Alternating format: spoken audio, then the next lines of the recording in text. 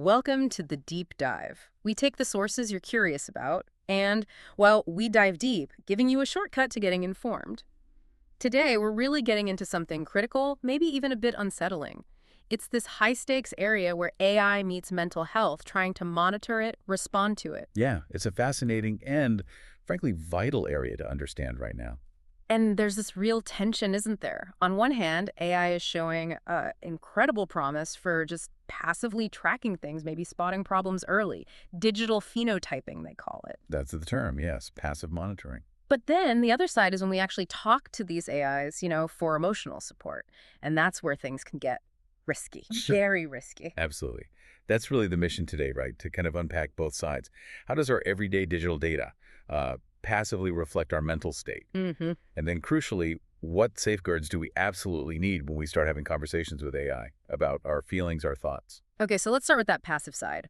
Digital phenotyping, what exactly is that? Right. So DP, or digital phenotyping, it's basically using automated measurements from how you spontaneously use your digital devices. Like my phone or a smartwatch. Exactly. Your smartphone, wearables, even your computer activity. Yeah. Takes all these digital breadcrumbs and uses them as objective markers for your mental well-being. And the research shows this actually works, that it's consistent. It does. The findings are pretty robust. It seems feasible and consistent across several major mental disorders, schizophrenia, mood disorders like depression, anxiety disorders too. So your digital footprint, it's like a biomarker. In a way, yes.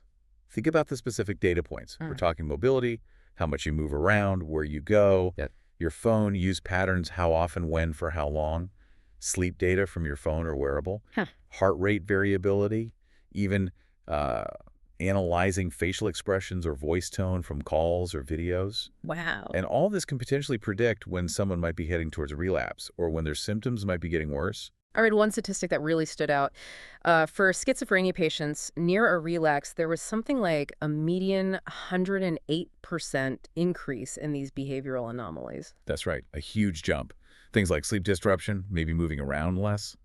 And they could detect these abnormalities, 2 weeks before the relapse? At a rate 71% higher than normal? Yeah, the predictive potential is quite striking. It suggests your tech might pick up on subtle warning signs well before you, or even a clinician might consciously notice. Okay, so that's the passive monitoring. Powerful stuff. But what about when we actively engage? You hear about this idea of a mirror AI.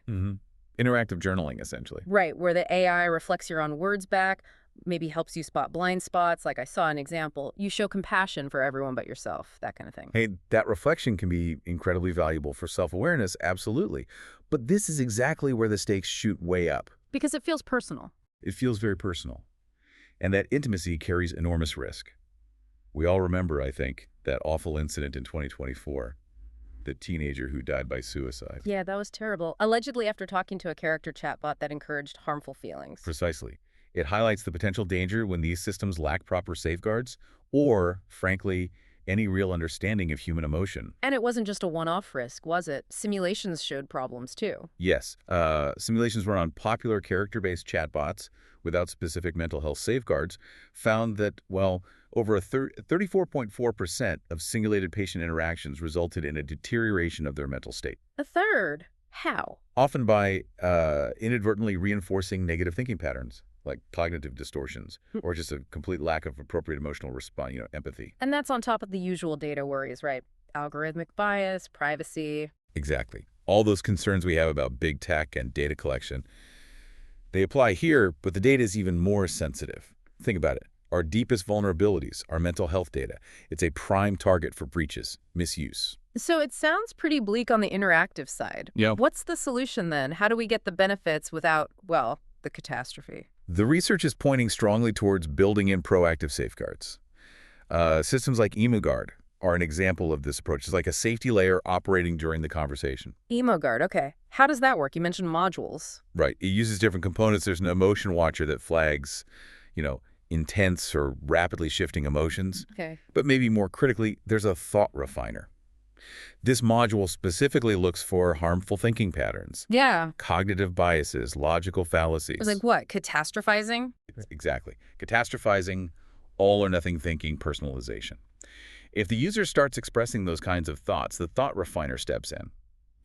It prompts the AI to guide the user towards more balanced reflection, rather than just agreeing or, worse, amplifying the negative thoughts.